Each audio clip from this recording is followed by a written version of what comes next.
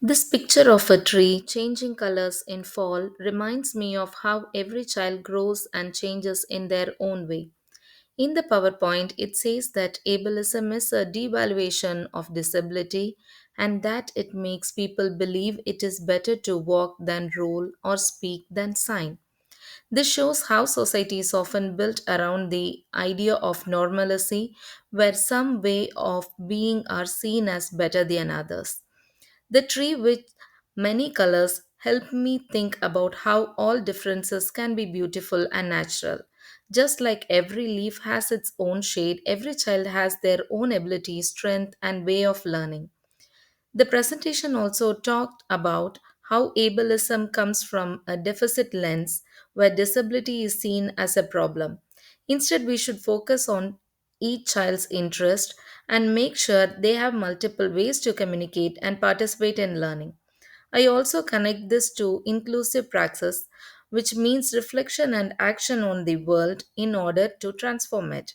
As future educators, we need to reflect on our own beliefs and take action to create classrooms where all children feel included and valued.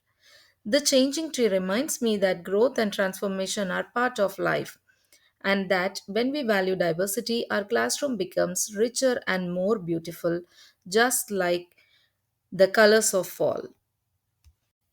This picture of open grassland with an orange and blue sky makes me think about peace, freedom, and the feeling of belonging. In the week 3 PowerPoint, we learned that the belonging is one of the most important human needs as explained in Maslow's hierarchy of needs. Before children can learn or reach their goals, they must first feel loved, accepted, and safe in their environment. The wide open land in the picture reminds me of an inclusive classroom where every child has space to grow and be themselves.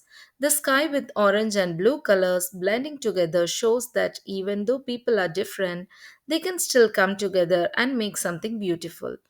The presentation also talked about how a lack of belonging can lead to loneliness, frustration, or even negative behaviors, such as dropping out or trying to fit in through risky actions. This connects to the critical disability theory, which says that disability is not the problem. Society creates barriers that stops people from feeling included. As educators, we should focus on breaking these barriers and building a caring classroom community where all children feel they belong. Just like the open sky that welcomes the light and colors of the sunset, our classroom should welcome every child's differences and help them shine in their own way. This picture shows a wooden playground surrounded by tall buildings and power lines. At first, it looks like a normal place where children can play and have fun. But when we look closer, we can see that the playground is not made for all children. These chairs, deep sand, and high platform makes it very hard or even impossible for children with mobility challenges to play safely. This picture connects to the concept of oppression or pathologizing of individuals from week 5 cultural disablement. It shows how society often builds spaces for what is seen as normal children without thinking about those who move or play differently. Such designs send a quiet message that children with disabilities do not belong or are less capable. This is a form of cultural disablement where social attitudes and physical barriers together create exclusion, not the disability itself. Parents of these children may also face judgment or pity from others, which cause emotional stress and stigma. This picture reminds us that real inclusion means changing both our environments and our attitudes so that every child, no matter their ability, can feel accepted, valued, and free to play.